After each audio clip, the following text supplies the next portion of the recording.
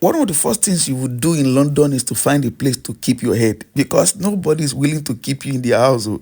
So Cove was the place for us because Cove is on Canary Wharf, and Canary Wharf is just in the middle of everywhere we want to go, and so we took a place there. For this particular adventure, we jumped on the Uber boat on River Thames. Uber boat on River Thames kind of go around the River Thames, so it will help you to journey around. It's a very actually lovely experience. You get a lot of people on the boat, and this boat is quite modern. Anyway, so we arrived at the Belfast ship. This is the warship that we've come to see on this particular day. They call it the London Warship Experience. I think it's about £28 for an adult to enter. This is the captain's area. You will see everything going on, live. Like you think that you are in the lifeboat. You will see the gadgets. These are the guns. And see, trust me, I went to look for where they shoot the gun itself, and this is it.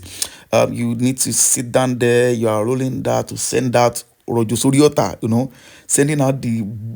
That's not even a gun because what is coming out of that thing cannot be a bullet. It must be, and of course, a sat on one of those torpedoes. All of my jadano. Then we went straight into the place to see where this is where their officer stays in. Senior officers. Atayebaye in the classification to where they have cushion, they have bed, they are enjoying, and they have place to keep their own clothes. She was the first ship to get the enemy on her radar, and the first ship to fire in the action that destroyed the Scharnhorst. At this point, we are below the waterline. This is where we are, compared to the surface. And so we went inside further to where the junior officers sleep. You see, the junior officers had to hang something on the wall for them to hang their own bed. That's where they will sleep while the senior officers are in cushion. This is where you find soldiers, the low rank soldiers. This is where they sleep close to engine.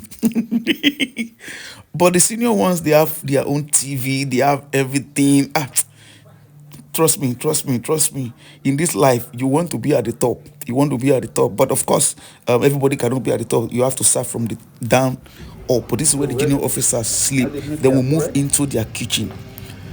Every day, they have about 1,000 mouths to feed here. And trust me, it's just amazing how they arrange these things. They've tried to preserve everything so that you can see what happens during the war, what was happening in the ship itself, how they feed themselves, what the bread that they eat look like, and how many people is being fed. They put those information on the wall for you to see. It's quite really amazing. For me, I think what I found fascinating is how they are able to preserve everything. Imagine you being on a ship and you feel like you are experiencing what those men experienced. You are seeing what they saw. You are seeing the very tools that they use to produce their own food, what their flour look like, everything that they use.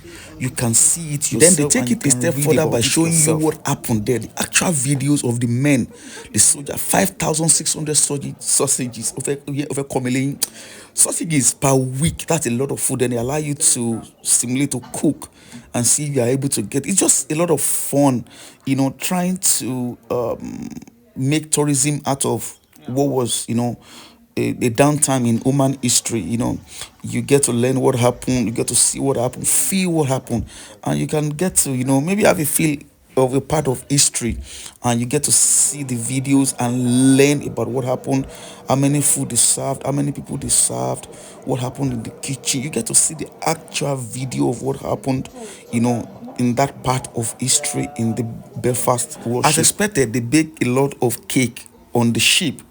You have a lot of birthdays happening, and this is what they eat: green beans. They have chips, they have sausage, they have soup.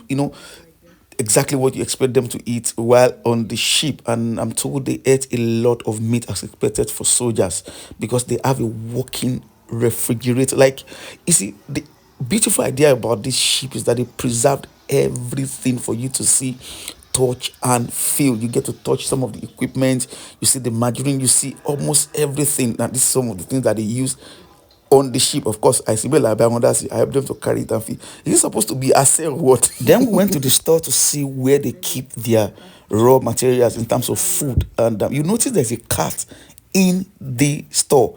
So according to what they wrote, what they did was to put cats in their food stores because they had a lot of rats disturbing them. So they put cat there to solve that problem. Amazing, isn't it?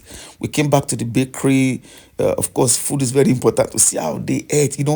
I'm told that they are feeding over 1,000 men per day. That is a lot of cooking. That is a lot of cooking for those men every They've got a day. Working clinic on deck, and of course they have a dental service. If you have problem with your teeth while you are there, you can do surgery on the ship.